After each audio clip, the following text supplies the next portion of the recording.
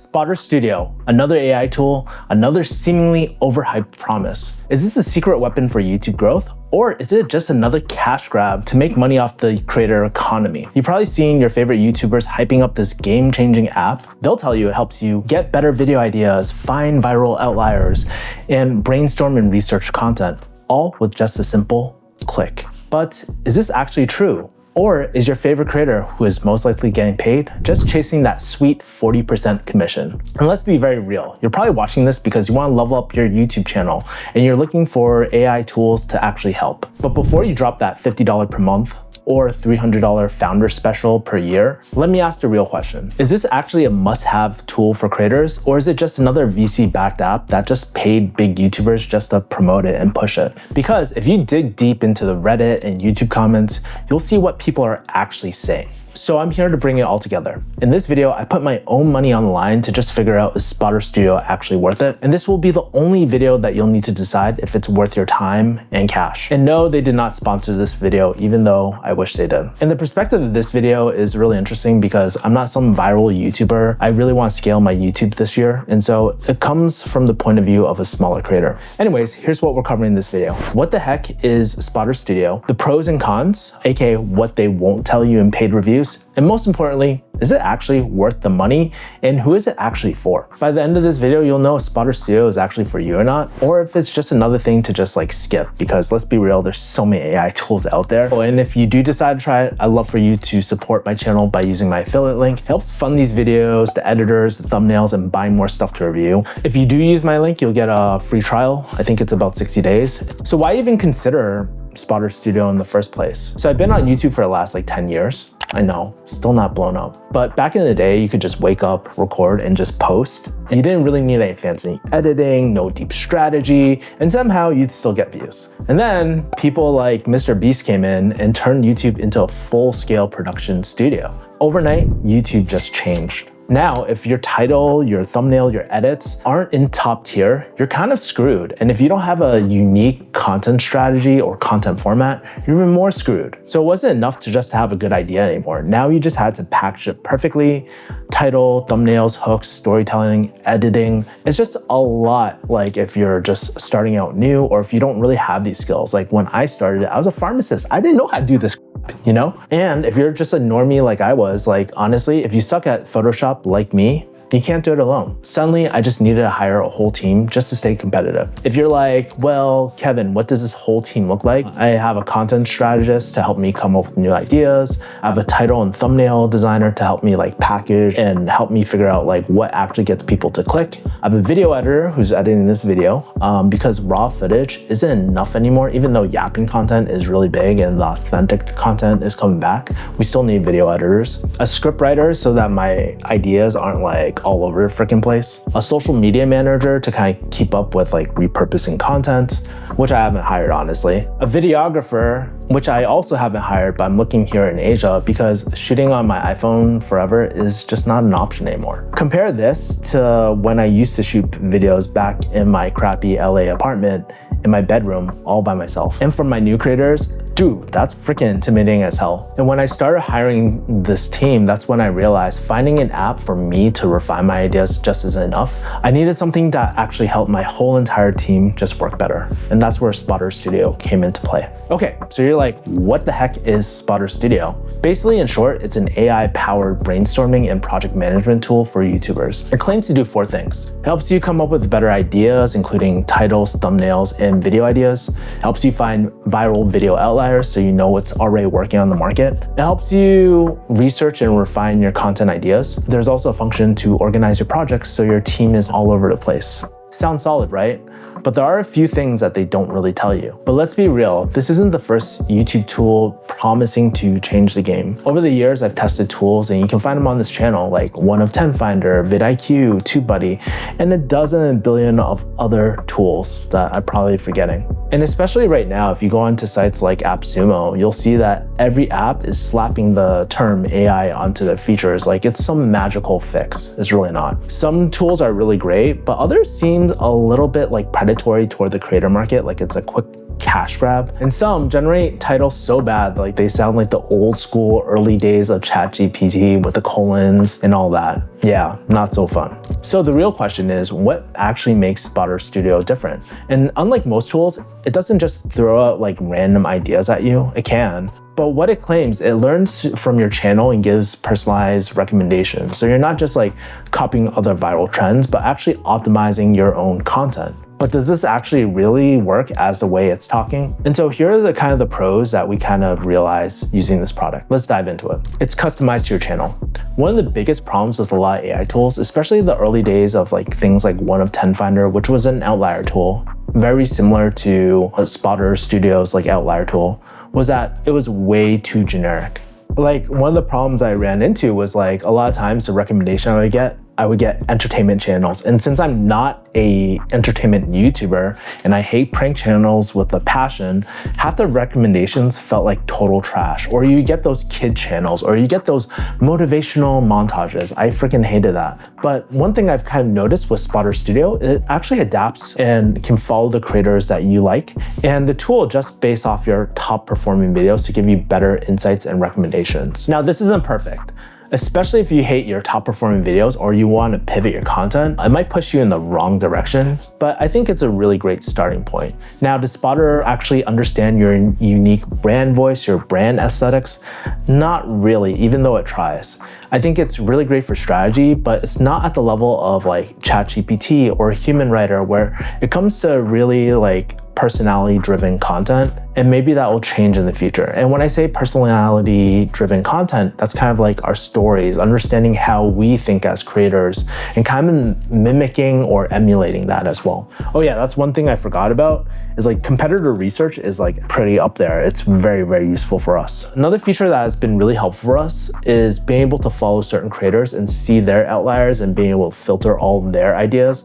It's been really helpful. They changed it. Before you could only add like 3 creators, which was way too little, but I have like 10 creators on my current list that we currently follow. It's been making our life so much easier. It helps us kind of understand what people are putting out there and what kind of content we can actually innovate, or what's not out there that we can just create and pave a new wave in this in that industry or whatever. Let's get into the next pro. It's really great for teams, aka team enablement. So if you're a lot like me, then you're probably not a one-person team anymore. Once you have your first few contractors, like your video editor, your thumbnail designer, and your YouTube strategist, you stop asking yourself like, how do I make myself more productive? And you start asking yourself like, how do I make my team work better with as little friction as possible? And that's where Spotter Studio actually helped us. It was kind of a central hub, especially for the content packaging, where my team could work without like switching apps or anything like that. In terms of how we use it for the team, my YouTube strategist mostly uses it. He generates new ideas with just like a click and kind of refine ideas with just a click. I'll talk more about that later. It was a really great outlier tool and helped brainstorm ideas for the channel. Not like giving you like, hey, you should make this idea. Actually, a lot of those ideas absolutely sucked. I thought my YouTube strategist actually uses it to create initial mockups for thumbnails, like not like full-blown like drawings and stuff, but it'll give like kind of unique angles to approach the thumbnail style.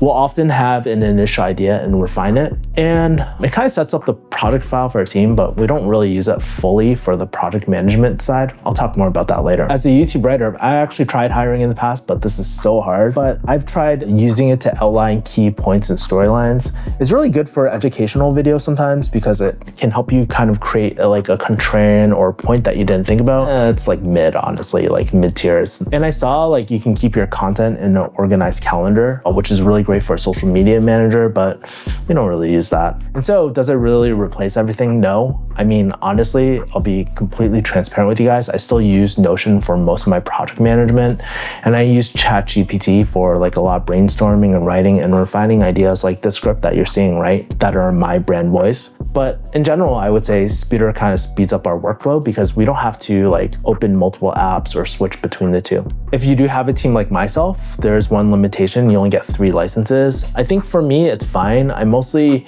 use it for myself, my YouTube strategist, and my thumbnail designer, which leads me to actually the next point that I kind of alluded to earlier. Everything is in one app. So one of the biggest problems I had in the past was just jumping between 10 different apps just to get a video done. If you're like me and you're like an app sumo junkie and you're just piling all these apps, like you acquire all these apps like the Infinity Gauntlet. For me, I had to open like Creator Hooks Pro for video titles, One of 10 Finder for trends, ChatGPT for like refining my ideas and title refinement and script refinement, Notion for project management, Discord for like team feedback and project coordination. We don't use Slack, even though we probably should. But instead of bouncing around, Spotter can theoretically keep everything in one place. I find that it's way easier for my thumbnail designer to keep all the mockups and everything in one place. And like for me as like kind of the temporary or one of the scriptwriters for this channel, because it is my stories and it helps like collaborate without losing context of like what you're doing. So when you jump from one app to another,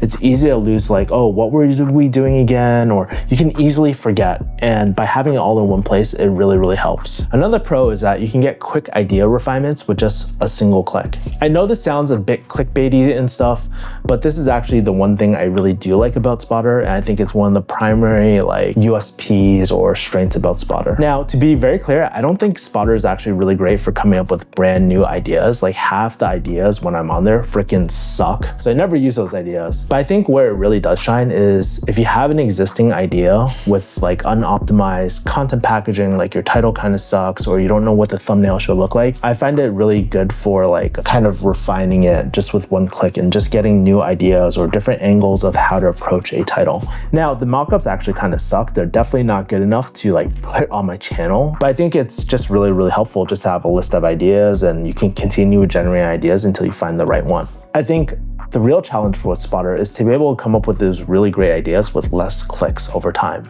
because it is high friction. I have to click multiple times to get a decent idea sometimes. The times that I find this really helpful is when I'm feeling like really burnt out or just not in a creative headspace, but I still need to get something out. Honestly, it hasn't really helped with my consistency on this channel, which we're working on. The last pro about Spotter is that there's always new updates and community events. Even as I was doing this video, they recently added like the idea bank recently, which changed the workflow significantly. And even my YouTube strategist, who probably use this like way more than I do, literally told me I had one request for Spotter and they actually did it.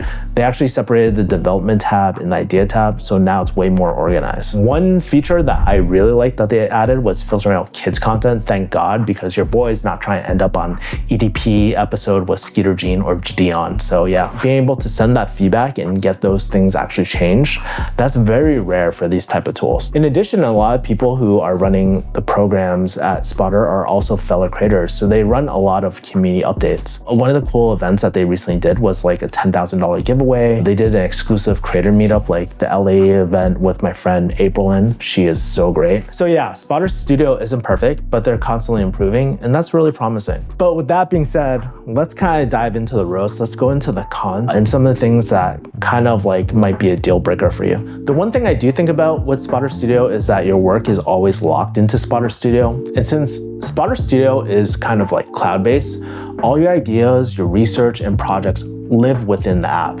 Meaning if Spotter Studio ever shuts down or you decide to switch tools, you risk losing access to all your work. And there's like no offline backup system, meaning like you're tied to their ecosystem. The workaround that I really focus on is like adding everything manually to like Notion or something, like to avoid losing the ideas and all that too. Notion is honestly one of my favorite project management tools. I would not use the project management on Spotter personally. Another con is that the AI kind of lacks personalized context and storytelling ability. So I think like Spotter is really great for like the outlier stuff or data-driven insights, but it's really horrible for personal storytelling. And I can't really blame them because unless it can like rip all that sort of stuff and tell in like a why, what, how formula where it's like pulling a specific story of something good or bad that happened to me, what I learned, and how I would change things if I were to do it in the future. Like it's able to do that. It's not very good for scripting out or controlling the beats of something. That's where I would probably use like ChatGPT to like really script out things to like where it can actually learn your brand voice and learn how you speak, learn how you think. And so pretty much if you want content that actually sounds like you and where it actually connects with people, I think you still need kind of like a human touch. It's probably why I have Jason Lewine and Chris Do in the background or something like that. Some features might feel overhyped or unnecessary. So I think Spotter Studio actually boasts a lot of features, but not all of them are really great or game-changing. Like if you ever look at the AI generated thumbnails, they just feel like basic, almost like the early DALL-E days with like, it spells some words wrong or there's like 6 fingers and stuff. I haven't seen the 6 finger thing in a long time. I think if you're trying to find a all-in-one tool, Spotter Studio right now in its current iteration is not it, but I would really use it as a specialized brainstorming tool and idea refining tool, not a one-size-fits-all solution, at least right now. Like I said, we use it for quick mockups, but we still rely on a real thumbnail designer or Photoshop for the final assets, right? So those are pros and cons, but the real question is it actually worth it? So personally, I think the outlier analysis and the ideation tools are the most useful for us. Everything else is just like whatever. So I think as a standalone tool, I don't really use it, but I use it to augment my current system. And plus, if you're a real creator, you have like email, like newsletters and all that, and we like to keep it all in one place. And I also like to be mindful of people's financial situation. At like $50 per month or like $2.99 per year, this isn't cheap for new creators without consistent revenue. I think it's really worth it for the YouTube entrepreneurs. So like you use YouTube as a lead gen for your backend offers, whether it's coaching services, maybe you have e-com products or something like that. It makes sense because there's a direct ROI with a viral like piece of content or format that promotes your services. Also those with teams, typically YouTube entrepreneurs have teams. So if you're like myself and you have a bunch of freelancers, this is really great. The other person I think it might be useful for are like YouTube strategists and agencies. Like to be honest, I can't remember how many channels you can add to one account, but hypothetically, if you're to bake this into your operation costs when you're charging a client, it'll allow you to like research like better ideas, idea generation, and kind of like follow the channels that your client really aspires to so that you can get the best ideas from competitors and all that. I find that very useful. The third person this is probably for are like people who have YouTube partner status, like who have AdSense. If you're at this level, most likely you have like a YouTube team. Of course, there's like people like Matt D'Avella who are like a one-person team, but at this point, it's like, oh, you can actually monetize based off your views. So if you're pulling about like 60 to 70,000 views per month, it means that you'll probably break even with this. If this tool can help you create like at least one viral idea, I think it's totally worth it. I have to say, it is a very, very cool tool, and I do think it's gonna get better. But do I think it's like a game-changing app that the thing that most people are gonna say like, oh, you absolutely need to buy? At its current form, not really. And I would be lying if I were to be like, oh yeah, it's the best thing ever, right? I think it's very useful, but not essential. I would say like, if you're my really good friend, I would just say, hey, just do the free trial. If you hate it, refund it, 0 risk. With that being said, if you want to support my channel, I'd love for you to use my link. You'll get a 60-day free trial. And just a heads up, I believe the $2.99 yearly price is just an early founder deal. So if you want in on it, I would jump on it sooner rather than later. But anyways, those are my thoughts. What are your thoughts about Spotter Studio? Let me know, drop it in the comments, and I'll see you guys later. Peace, my people. Bye.